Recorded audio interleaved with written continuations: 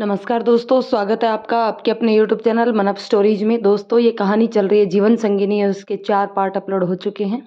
यदि ये पहली बार कहानी देख रहे हैं तो इसके चारों पार्ट आपको पहले पढ़ने होंगे, जिनका लिंक आपको नीचे डिस्क्रिप्शन बॉक्स में जाकर के देखेंगे तो जीवन संगिनी नाम की प्लेलिस्ट दी हुई है, जिसमें चारों पार्ट्स का लिंक दिया हुआ है। वहाँ जाकर के उस कहानी को पहले पढ़ लें, उसके बाद की एक कहानी है जो आगे पढ़ते हैं। चलिए इस कहानी के इस पार्ट को शुरू करते हैं।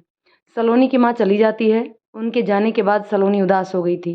कमरे में चुपचाप खिड़की के पास खड़े होकर बाहर देख रही थी। अभिमन्यु पीछे से जाकर उसे गले लगा लेता है। सलोनी की आंखों में आंसू अभिमन्यु के हाथ पर गिरते हैं। अभिमन्यु उसे अपनी तरफ करता है। तुम क्यों रो रही हो? माँ गई इसलिए? अगर ऐसा था तो फिर तुमने उन्हें जाने क्यों दिया? देखो सलोनी, माँ चली गई।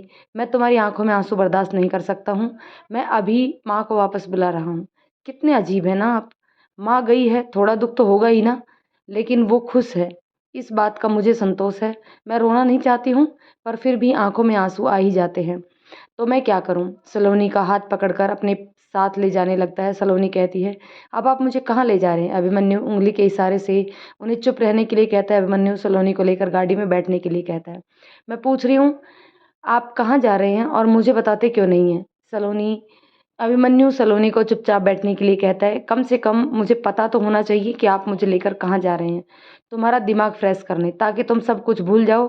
खुद को अच्छी तरीके से तैयार कर लो, क्योंकि अब तुम्हें जी जान से ऑफिस में मेहनत करनी है। 3 महीने बाद हमारा इवेंट होने वाला है। मैं चाहता हूँ कि हर किसी की जुबान पर सिर्फ मेरी सलोनी का नाम होना चाहिए। सलोनी अभिमन्यु की तरफ देखती है और मन ही मन सोचती है, इन्हें मुझ पर कितना भरोसा है। अगर मैं कुछ भी सही नहीं कर पाई तो इन्हें कितनी तकलीफ होगी। अभिमन्यु गाड़ी चलाते हुए कहता है, अगर इसी तरह प्यार से मुझे देखती रही ना तो यहीं पर गाड़ी रोक दूंगा, और फिर मैं क्या करूंगा ये तुम अच्छी तरह से जानती हो। कुछ भी कहना बेकार है आपसे। थोड़ी ही देर में अभिमन्यु गाड़ी रोकता है। सलोनी सामने देखती है, उसकी आंखों में चमक आ जाती है। सलोनी जल्दी से गाड़ी से उतरती है। यहाँ से तो पूरा शहर दिख रहा है। कितना अच्छा लग रहा है ना। यहाँ से ऐसा लग रहा है जैसे मैं आसमान में आ गई हूँ।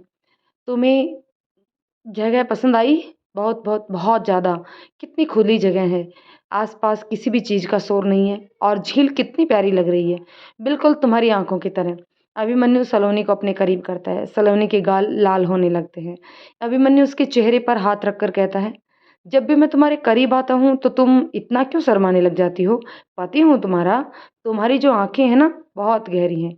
इन आंखों में कोई भी आसानी से डूब सकता है, लेकिन खबरदार जो इन आंखों में मेरे सिवा किसी और को देखने की कोशिश की तो क्यों क्यों मैं किसी और को नहीं देख सकती? मेरी आंखें सिर्फ आपको ही देखेंगी, तो फिर बाकी सारी चीज़ों को मैं कहाँ से देखूंगी?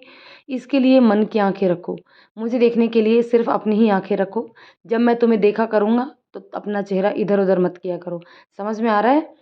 मुझे खुद को देखने दिया करो। तुम जानती हो तुम्हारे इस चेहरे को मैंने कितने दिनों अपने सपने में देखा है। तुम मेरी ख्वाहिश बन गई थी। आज जब तुम मेरे सामने हकीकत बनकर खड़ी हो तो यकीन नहीं होता कि यह सब हकीकत है। देखो सलोनी, फिर तुम चेहरा इधर उधर कर रही हो, है ना? चुपचाप मेरे सामने खड़े रहो। आप मुझे इस तरह देखते हैं तो मुझे अजीब सी फीलिंग होती है। कैसी फीलिंग होती है वह मैं नहीं बता सकती। अभिमन्यु सलोनी के चेहरे पर अपनी उंगलियां घुमाने लगता है। पेट में गुदगुदी सी हो रही है ना? फिर वह सलोनी के हाथ पर अपनी उंगलियां चलाने लगता है। अभी भी हो रही है ना? धीरे से वो सलोनी की कमर पर अपनी उंगलियां चलाने लगता है। सलोनी जल्दी से उससे दूर हो जाती है। इस वक्त उसका चेहरा लाल हो रहा था। अभिमन्यु हाथ पकड़कर उसे अपने करीब करता है। कब तक मुझसे भागोगी, और कब तक भागोगे अपने एहसासों से? मेरा छूना तुम्हें अच्छा नहीं लगता? अभिमन्यु सलोनी की गर्दन पर किस करने लगता है। सलोनी की धड़कनें एक्सप्रेस ट्रेन की तरह भाग रही थी, लेकिन उसे यह एहसास अच्छा लग रहा था। उसने अभिमन्यु को रोकने की कोशिश नहीं की। अभिमन्यु सलोनी के कान के पास जाकर धीरे से कहता है, अगर तुम इसी तरह खामोशी से खड़ी रही ना तो मैं सब कुछ भूल जाऊंगा। ऐसा ना हो कि हमारा फर्स्ट टाइम गाड़ी में ही हो जाए। सलोनी उसकी बातें सुनकर होश में आती है और तुरंत उससे दूर हो जाती है। एक नंबर के बेशरम इंसान हैं आप, हर बात पर एडवांटेज लेना जानते हैं। अभिमन्यु सलोनी का हाथ पकड़कर उसे बैठने के लिए कहता है। सलोनी वहीं पर बैठकर सामने खूबसूरत शहर को देखती रहती है। अभिमन्यु धीरे से उसकी गोद में सिर रखकर लेट जाता है और अपनी आंखें बंद कर लेता है। सलोनी धीरे धीरे उनके बालों पर अपने हाथ चलाने लगती है। पता है सलोनी, मैंने कभी नहीं सोचा था कि मैं किसी लड़की से इतनी मोहब्बत करूंगा। मैं अपना दिल चीर कर तो नहीं दिखा सकता, लेकिन मैं तुमसे बेइंतहा मोहब्बत करता हूँ। सलोनी के हाथ रुक जाते हैं। अभी उसका हाथ पकड़ कर कहता है, चलते रहो, चलाते रहो, अच्छा लग रहा है। मैं तुम्हें सिर्फ 1 हफ्ते का वक्त दे रहा हूँ। तुम 1 हफ्ते में खुद को तैयार कर लो, क्योंकि मैं 1 हफ्ते से ज़्यादा नहीं रुकने वाला। इतने दिन तक मैंने तुम्हारा इंतज़ार किया है। अब जब तुम मेरे पास हो, मेरे करीब और मेरी पत्नी बनकर, मैं खुद पर कंट्रोल नहीं कर सकता और मैं बिना मर्ज़ी के तुम्हारे साथ कुछ करना नहीं चाहता। इसलिए खुद को मेंटली और फिज़िकली रेडी कर लो। सलोनी अपनी गर्दन झुका लेती है। अभिमन्यु उसका सर पकड़कर अपने करीब करता है और धीरे से उसके होठों को चूम लेता है। सलोनी के चेहरे पर मुस्कान आ जाती है और वह अपना चेहरा दूसरी तरफ कर लेती है। अभिमन्यु कहता है, चलो, अब मेरे पेट में बहुत तेज चूहे कूद रहे हैं। आज मैं तुम्हें अपने फेवरेट रेस्टोरेंट लेके चलता हूँ। अभिमन्यु के चेहरे पर चमक थी और उतनी ही खुशी सलोनी के चेहरे पर भी थी। उसे तो अभी भी यकीन नहीं हो रहा था कि कोई उसे इतना प्यार भी कर सकता है। इससे तो कभी नहीं सोचा था कि उसे अभिमन्यु जैसा जीवन साथी मिल जाएगा। अभिमन्यु जैसे ही गाड़ी रोकता है, सलोनी मुंह फाड़कर सामने देखती रहती है। अभिमन्यु कहता है, क्या देख रही हो? कुछ नहीं, बस ऐसे ही बिल्डिंग देख रही थी। सलोनी मन में कहती है, यहाँ पर तो खाना बहुत महंगा होगा, यह तो बहुत हाई फाई लग रही है। मैंने तो कभी सपने में भी यहाँ पर आने के बारे में नहीं सोचा था। मुझे तो अपना छोटा वाला रेस्टोरेंट ही पसंद है, जहाँ कम से कम 80 रुपये में पनीर डोसा तो मिल ही जाता है। अभिमन्यु सलोनी का हाथ पकड़कर उसे अपने साथ अंदर लेकर जाता है। एम्प्लॉय उसे देखते ही तुरंत उसे सैल्यूट करते हैं और अंदर आने के लिए जगह देते हैं। सलोनी की आंखें तो सिर्फ वहाँ की खूबसूरती देख रही थी। आज पहली बार इतनी रॉयल जगह पर आई थी। अभिमन्यु सलोनी को बैठने के लिए कहता है। सलोनी तो बस वहाँ की खूबसूरती देख रही थी। बोलो, क्या खाना पसंद करोगी? सलोनी को कुछ समझ नहीं आ रहा था। अभिमन्यु मेनू कार्ड देकर कहता है, इसमें से देखो क्या चाहिए। सलोनी जैसे ही प्राइस रेट देखती है तो उसकी आंखें हैरानी से बड़ी हो जाती हैं। अरे बाप रे! इतना महँगा खाना! अरे इतने में तो हम पूरे महीने खा लें। अभिमन्यु आँखें छोटी करके सलोनी की तरफ देखता है। सलोनी मुँह बंद करके बैठ जाती है और अभिमन्यु से कहती है, आपको जो भी पसंद है आप मँगा लीजिए, हम खा लेंगे। इतने में एक लड़की आकर पीछे से अभिमन्यु के गले में लग जाती है और उसके गाल पर किस कर लेती है। अभिमन्यु, कितना चेंज हो गए हो तुम इन 3 साल में। मैं अभी 2 साल पहले ही इंडिया वापस आई। पता है, मैंने विशाल से तुम्हारा नंबर माँगा था, पर उसने बोला कि तुम इस वक़्त काम में बहुत बिज़ी हो। पर मुझे लगता है कि तुम किसी और ही काम में बिज़ी हो। वैसे तुम्हारे साथ किसी लड़की को देखकर मुझे हैरानी हो रही है, क्योंकि जिस अभिमन्यु अग्रवाल ने कॉलेज टाइम में भी कभी किसी लड़की को लाइन नहीं दी, आज वह किसी लड़की के साथ है। सलोनी, यह मेरी college friend Sania. Sania, this is my wife Saloni Abhimanyu Agarwal. What? तुमने शादी कर ली? क्या ये सच में तुम्हारी वाइफ है, या फिर तुम मुझसे पीछा छुड़ाने के लिए झूठ बोल रहे हो? अभिमन्यु गुस्से से कहता है, मैं तुमसे झूठ क्यों बोलूँगा, जब मेरा तुमसे कोई मतलब ही नहीं है। यह मेरी वाइफ़ है। यकीन नहीं होता कि यह तुम्हारी वाइफ़ है? तुमने आज तक किसी लड़की को नहीं देखा, यहाँ तक कि मैंने भी तुम्हें प्रपोज़ किया, लेकिन तुमने मेरा प्रपोज़ल भी रिजेक्ट कर दिया। और तुम्हारी पसंद ऐसी लड़की होगी, बहन जी टाइप, मुझे नहीं लगता था। मैं सोचती थी कि पता नहीं किस टाइप की लड़की को अभिमन्यु अग्रवाल प्यार करेगा, जो मुझ जैसी खूबसूरत को पसंद नहीं किया। लेकिन अब मुझे समझ में आ गया कि तुम्हारा टेस्ट कितना ख़राब है। सलोनी अपना चेहरा झुका लेती है। अभिमन्यु एक नज़र सलोनी की तरफ देखता है और गुस्से में कहता है, अपनी आंखें ऊपर करके देखो। इस तरह नज़रें झुकाने की कोई ज़रूरत नहीं है। अभिमन्यु अग्रवाल की वाइफ की नज़रें उठी हुई होनी चाहिए, झुकी हुई नहीं। तुम्हें इसकी बातों का जवाब नहीं देना आता? सलोनी नज़रें उठाकर अभिमन्यु की तरफ देखती है, जिसकी आंखों में इस वक्त बेहद गुस्सा भरा हुआ था। सलोनी, अगर तुम खुद अपने आत्मसम्मान की रक्षा करने के लिए 2 शब्द नहीं बोल सकती हो, कल अगर हम पर कोई मुसीबत आ जाएगी तो तुम हमारी सुरक्षा भी नहीं कर पाओगी, तो खुद अपनी सुरक्षा नहीं कर सकती है, वह दूसरों के लिए बिल्कुल सुरक्षित नहीं है। सानिया हैरानी से अभिमन्यु की तरफ देखती है। अजीब बात है, मुझे लगता है तुम्हारी वाइफ को बोलने में या सुनने में थोड़ी-सी प्रॉब्लम है। मतलब तुम्हारी बातों का उस पर कोई भी असर नहीं हो रहा है। मुझे बहुत अफ़सोस के साथ कहना होगा अभिमन्यु, तुमने अपनी लाइफ़ में किसी लड़की को पसंद किया, लेकिन तुम्हारी चॉइस गलत है। सलोनी खड़ी होती है, अभिमन्यु उसकी तरफ देखता है। सलोनी सानिया के पास जाती है और मुस्कुराकर कहती है, आप भी एक लड़की हैं। मुझे नहीं पता कि आप अपने बारे में क्या सोचती हैं, लेकिन मैं आपको बताती हूँ कि मैं आपके बारे में क्या सोचती हूँ। आप एक बेहद ही गिरी हुई और घटिया किस्म की लड़की हैं। आप विदेश में रहकर आई हैं, इसलिए आपने अपने पहनावे से लेकर अपनी आत्मा को भी विदेशी रंग से रंग दिया है। सलोनी की आवाज़ इतनी तेज़ थी कि वहाँ पर बैठे सभी लोग उसी की तरफ देखने लगे। सानिया गुस्से में कहती है, बेवकूफ़ लड़की, धीरे से बोलो, दिखाई नहीं दे रहा? सब लोग हमारी तरफ देख रहे हैं। हमारा भी कोई स्टैंडर्ड है। तुम्हें अपनी स्टैंडर्ड की परवाह हो ना हो, अभिमन्यु अपनी बीवी को समझा लो। कौन कहता है कि हमारा कोई स्टैंडर्ड नहीं है? हमारा स्टैंडर्ड है। आपको हमारे कपड़ों से हमारा स्टैंडर्ड पता चल रहा होगा, क्योंकि आप जैसे लोग सिर्फ़ कपड़ों से स्टैंडर्ड को मेज़र करते हो। लेकिन हम जैसे लोग संस्कारों से और बोली भाषा से स्टैंडर्ड देखते हैं। और मत भूलिए कि मैं अभिमन्यु अग्रवाल की वाइफ़ हूँ। इस वक़्त मेरा स्टैंडर्ड आपसे बहुत ज़्यादा ऊपर है। आपने जो यह पैरों के ऊपर से छोटे-छोटे कपड़े पहन रखे हैं ना, आप जिस्म दूसरों को दिखाती घूम रही हैं, यह सब बताता है कि आप कैसी हो। तुम्हारी वाइफ़ मेरी इंसल्ट कर रही है, बहुत बुरा होगा अभिमन्यु। सभी लोग सोनिया की तरफ देखते हुए मुस्कुराते हैं। वैसे तो मैं गवर्नमेंट स्कूल में पढ़ी हुई हूँ सानिया मैडम, लेकिन मेरे संस्कार आपसे कहीं ज़्यादा ऊपर हैं। और आप जो इंग्लिश मीडियम में और विदेशों में पढ़ कर आई हो ना, मुझे नहीं लगता कि आपने अपने संस्कार के 2 अल्फ़ाज़ भी सीखे हैं। मैं हिंदुस्तान में रहती हूँ, एक हिंदुस्तानी हूँ और एक हिंदू हूँ, और मुझे गर्व है अपने धर्म पर, अपने देश पर। मैं आपकी तरह इंग्लिश में बोलकर लोगों की बेइज़्ज़ती नहीं करती हूँ। मैं एक हिंदुस्तानी औरत हूँ और हिंदुस्तानी पत्नी हूँ, वही बनकर रहना चाहती हूँ। आपको लगता होगा कि 6 मीटर की साड़ी पहनकर मैं बहन जी बन गई हूँ, तो ठीक है, मुझे यही अच्छा लगता है, क्योंकि यही मेरे देश का कल्चर है।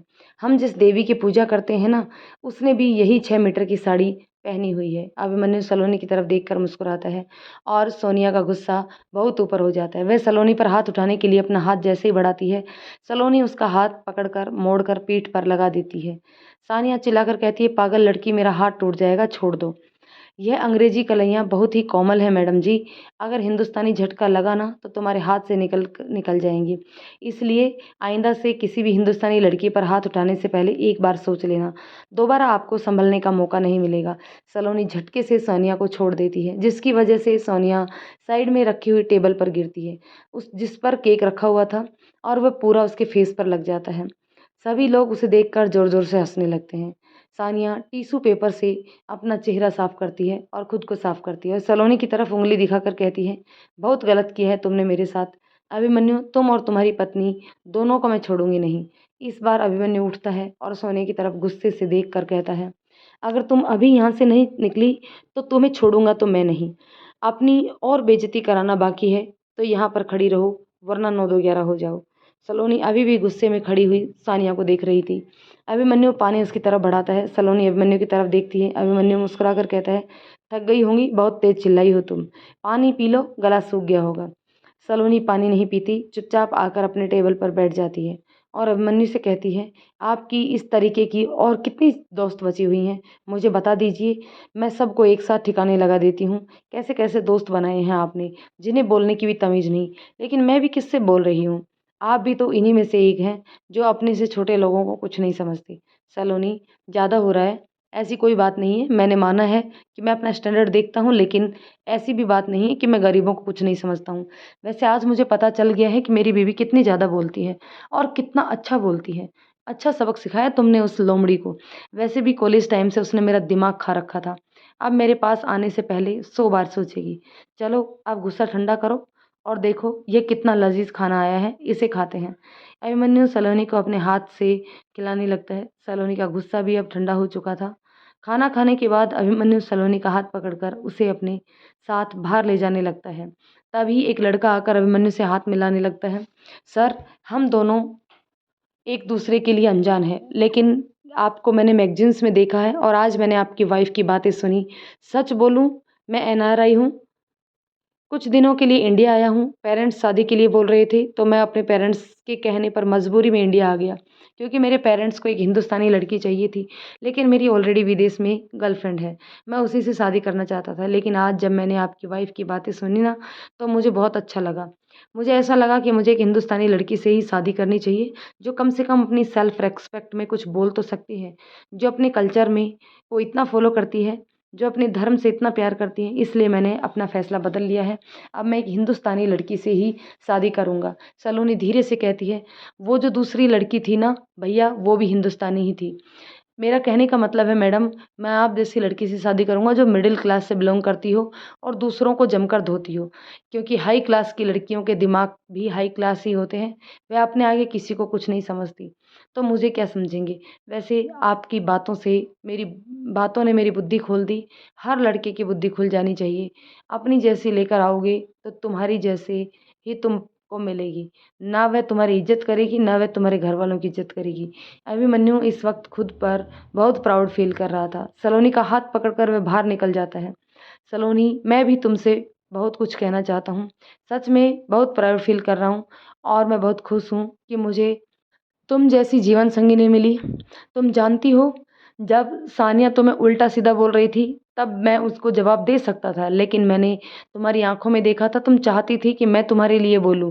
लेकिन अगर आज मैंने तुम्हारे लिए बोल दिया होता ना, तो मुझे हमेशा तुम्हारे लिए बोलना पड़ता। लेकिन आज जब तुमने खुद अपने लिए बोला तो तुम्हारे अंदर हिम्मत आ गई। अब जब भी कोई तुम्हारे लिए बोलेगा तुम उसका जवाब खुद दे सकती हो। इसलिए कभी कभी सेल्फ डिपेंडेंट होना भी बहुत ज़रूरी है, वरना मैं तो हूँ ही तुम्हारे साथ। मजाल है जो किसी की, जो मेरी पत्नी से एक शब्द उल्टा बोलकर दिखा दे, जबान काट कर फेंक दूंगा। बोला ना कि रूम को डेकोर करना, मुझे समझ नहीं आता। मैंने कहा ना वेडिंग नाइट के लिए रूम डेकोर करना है। सलोनी कमरे में आती है, तभी उसे अभिमन्यु किसी से फ़ोन पर बातें कर रहा था, वह सारी बातें सुन लेती है, जिसे सुनकर सलोनी के चेहरे पर पसीना आ जाता है। ये किसकी बातें कर रहे हैं और कौन सा रूम डेकोर करवाने के लिए बोल रहे हैं। सलोनी कमरे में जाती है और अलमारी से अपने कपड़े निकालने लगती है। अभिमन्यु एक नज़र उसकी तरफ देखता है और धीरे से मुस्कुरा देता है। पता नहीं क्यों सलोनी के दिल की धड़कनें अचानक से बढ़ जाती हैं। वह जल्दी से अपने कपड़े लेकर बाथरूम में चली जाती है और वहीं पर बैठकर सोचती रहती है, आज मुझे इतने बदले बदले क्यों लग रहे हैं। कहीं सलोनी के गाल लाल लाल हो जाते हैं। वह खुद को और अभिमन्यु को रोमांस करते हुए इमेजिन करने लगती है और यही करते करते काफ़ी टाइम हो जाता है। बाथरूम में पानी बराबर चल रहा था, लेकिन सलोनी तो अपने ख्यालों में खोई हुई थी। आधे घंटे बाद भी जब सलोनी बाहर नहीं निकली तो अभिमन्यु उसे आवाज़ देता है। आवाज़ सुनकर सलोनी जल्दी से होश में आती है और जल्दी से बाहर निकल कर आती है। अभिमन्यु दरवाजे पर टेक लगाकर खड़ा हो जाता है। क्या बात है, आज बहुत देर तक नहाया गया है? क्या कर रहे हो आप? रास्ता छोड़िए। क्यों? हटो। तुम्हें इतना परेशान करने का तो हक रखता हूँ। वैसे तुम्हारे चेहरे को क्या हुआ है? ये गुलाबी की तरह लाल कैसे हो गया? देखिए, मुझे परेशान मत कीजिए, मुझे नींद आ रही है, हटिए। अभिमन्यु सलोनी की कमर पर हाथ रखकर उसे अपने करीब करता है और उसकी आंखों में देखकर कहता है, तुम्हें हर वक्त मुझसे दूर रहने के बहाने चाहिए। तुम्हारी आंखें देखकर तो मुझे नहीं लगता कि तुम्हें नींद आ रही है। वैसे तुम्हें वार्निंग दी थी ना, मुझे पता है, लेकिन फिलहाल अभी के लिए मुझे छोड़ दीजिए। सलोनी, मेरे छूने पर तुम्हें कुछ होता नहीं है क्या? सलोनी अपनी नज़रें इधर उधर करने लगती है।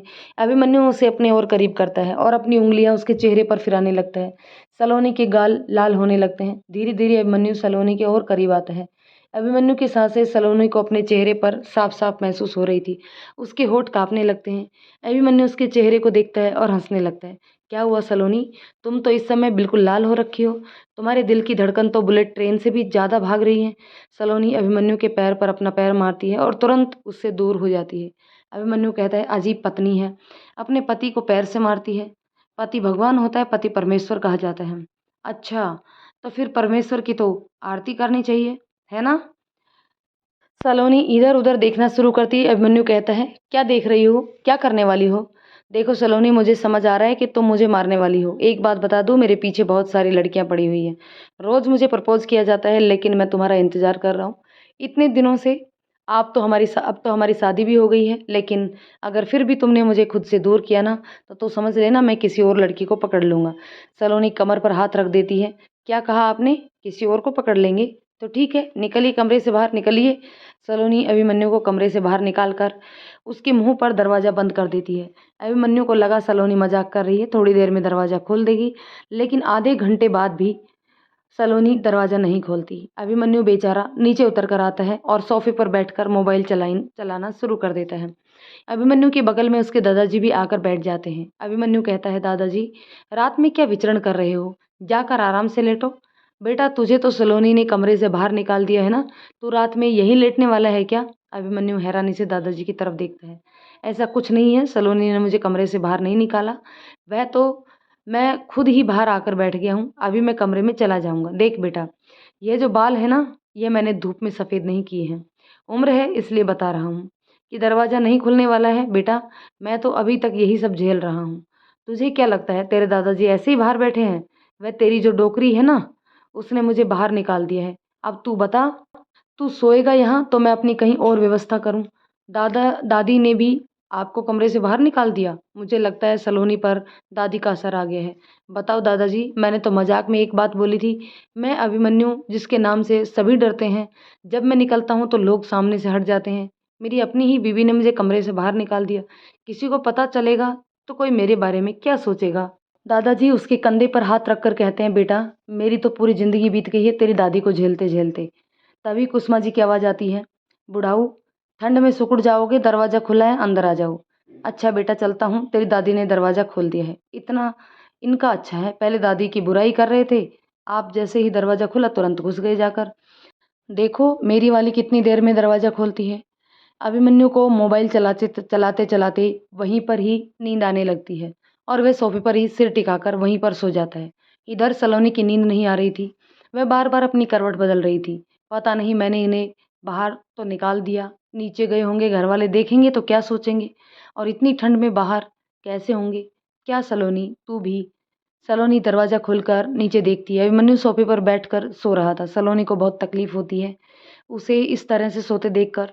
सलोनी जल्दी से नीचे उतर कर आती है और बार-बार अपने हाथ अभिमन्यु के कंधे तक लेकर जाती है और बार-बार वापस कर लेती है। फिर हिम्मत करके अभिमन्यु के कंधे पर हाथ रखकर उसे हिलाती है। उठिए, कमरे में चलिए।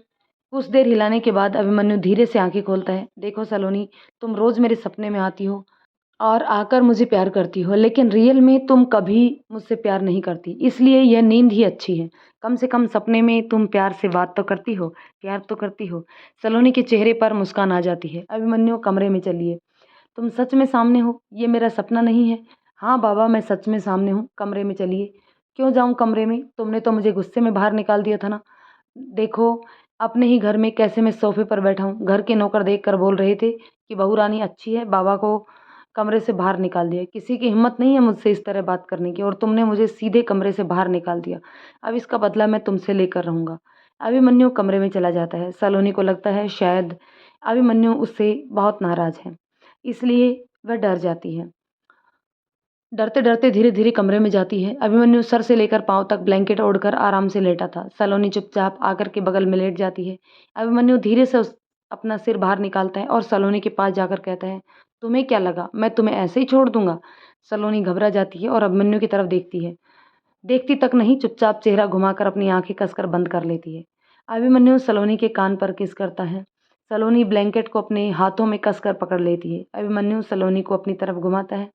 धीरे से उसके गालों पर किस करता है, उसके माथे पर किस करता है और उसके गुलाबी होठों को देखता है। सलोनी घबराहट में अपनी आंखें तक नहीं खोलती। ओपन योर आइज सलोनी, देखो तुमने अब गलती की है तो सज़ा तो मिलेगी, जल्दी से आंखें खोलो।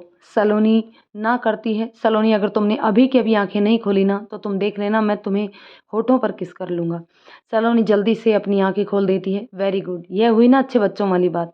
अभिमन्यु सलोनी की आंखों से देखता है और धीरे-धीरे उसके होठों की तरफ बढ़ता है। सलोनी बीच में हाथ लगाकर कहती है, आपने मुझसे कुछ और कहा था और करने कुछ और जा रहे हो। इश्क और जंग में सब जायज़ है मेरी जान। अभिमन्यु धीरे से सलोनी के होठों पर किस करता है और चुपचाप ब्लैंकेट ओढ़कर मुस्कुराते हुए सो जाता है। सलोनी अभी तक उसी एहसास में खोई हुई थी। उसके चेहरे पर मुस्कान आ जाती है। वह खुद को ब्लैंकेट से कवर कर लेती है और बार-बार उन्हीं पलों को याद करती है जब अभिमन्यु ने उसे किस किया था और ऐसे ही सोचते-सोचते वह भी सो जाती है। जयपुर के एक शानदार महल में एक औरत शानदार लिबास पहनकर ऊपर से नीचे तक गहनों से लदी हुई सारे नौकरों पर हुक्म चला रही थी। एक आदमी उसके बगल में आकर खड़ा हो जाता है। उसने अपने दोनों हाथ जेब में डाल रखे थे और सामने कम से कम 100 नौकरों की फौज खड़ी हुई थी। वह आदमी उन सब के तरफ देख गुस्से में देखता है और चिल्लाकर कहता है, आजकल तुम लोगों के दिमाग तो ज़्यादा खराब नहीं हो रख रहा है। तुम सब सालों से यहाँ पर काम कर रहे हो और ख़ासकर आगे जो हमारे सीनियर्स खड़े हुए हैं, जो इस महल में पिछले 30 साल से भी ज़्यादा हो गए काम करते-करते, क्या अब आप लोगों को नौकरी से हाथ धोना धोना है? क्या आप क्या चाहते हैं कि आपके दादा-परदादा इस महल में सेवा करते-करते, यहाँ के लोगों की सेवा करते-करते मर गए, आप लोग इसी महल से निकाल दिए जाओ? इतना आप लोगों को देता हूँ कि कमी ना हो, फिर भी आप लोग मुझे आज तक अपना नहीं समझ पाए। रहने दीजिए, आप इन सबको रखने में की अब कोई फ़ायदा नहीं है। मैंने आपसे पहले भी कहा था कि जितने पुराने नौकर हैं, सबको निकाल कर महल से बाहर कर दो। मैं अपना नया स्टाफ़ रखूँगी, लेकिन एक आप हैं कि आपको पुरानी चीज़ें और कबाड़ पालने में बहुत ज़्यादा ही मज़ा आता है। तुम सब जाओ यहाँ से और दोबारा से ये गलती नहीं होनी चाहिए। मैडम जो कुछ बोलेंगे आपको वही सब करना होगा। काका आपसे हाथ जोड़कर प्रार्थना करता हूँ कि आप मेरे पिता की उम्र के हैं, मुझे दोबारा आपको समझाने की मौका ना देना। मुझे समझ नहीं आता कि आप इतनी प्यार से क्यों बातें करते हैं इन लोगों से। तुम हमेशा अपना मुँह मत चलाया करो। मैंने तुमसे 10 बार कहा है, मैं बेवकूफ़ नहीं हूँ जो इन लोगों से इतने प्यार से बात करता हूँ। मेरा भी कोई मतलब है, क्या चाहती हो? ये सारे लोग इस महल के वफ़ादार लोग हैं। मैंने इन सबको यहाँ पर सिर्फ़ इसलिए रखा है ताकि यह काफ़ी कभी हमारे साथ गद्दारी ना कर सके। अगर मैंने इन्हें यहाँ से निकाल दिया तो जाकर हमारे दुश्मनों में मिल जाएँगे। लेकिन फ़ायदा क्या है? इतना सब कुछ होते हुए भी हम यहाँ के मालिक नहीं हैं, सिर्फ़ केयरटेकर बनकर रह गए हैं। और अगर कुछ दिनों में हमें वह निरुपमा नहीं मिली ना, तो वह लड़की नहीं मिली, तो समझ लेना जो सारी प्रॉपर्टी ट्रस्ट में चली जाएगी और सालों की मेहनत बेकार हो जाएगी। जग्गू ने भोपाल में देखा है निरुपमा को, उसी का पता लगा रहा है। मैंने उसे 1 महीने का वक्त दिया है। क्या लगता है तुम्हें सलोनी जिंदा है या मर गई? निरुपमा उस महल की वफादार है। वह खुद मर सकती है लेकिन सलोनी को कुछ नहीं होने देगी। मुझे भरोसा है सलोनी उसी के पास होगी। तो जल्दी से ढूंढिए क्योंकि हमें यह प्रॉपर्टी भी चाहिए और मेरे बेटे को सलोनी भी चाहिए। सलोनी नीलिमा के कहने पर मिल्क शेक अभिमन्यु को देने के लिए जाती है। उसकी नज़रें जिम में एक्सरसाइज कर रहे अभिमन्यु पर पड़ती हैं। उस वक्त अभिमन्यु की बॉडी पूरी पसीने में भीगी हुई थी। उसके बाल माथे पर थे। उसकी बॉडी बहुत ही अट्रैक्टिंग लग रही थी। बेचारी हमारी सलोनी सिर्फ उसकी तरफ देखती रहती है। अभिमन्यु सलोनी की तरफ देखकर कहता है, पत्नी जी अगर आप मुझे देख चुकी हो तो मिल्क शेक दे सकती हैं। सलोनी तुरंत होश में आती है और जल्दी से टेबल पर गिलास रखकर जाने लगती है। अभिमन्यु जल्दी से दौड़कर उसका हाथ पकड़ लेता है और उसे अपने करीब खींचकर अपने सीने से लगा लेता है।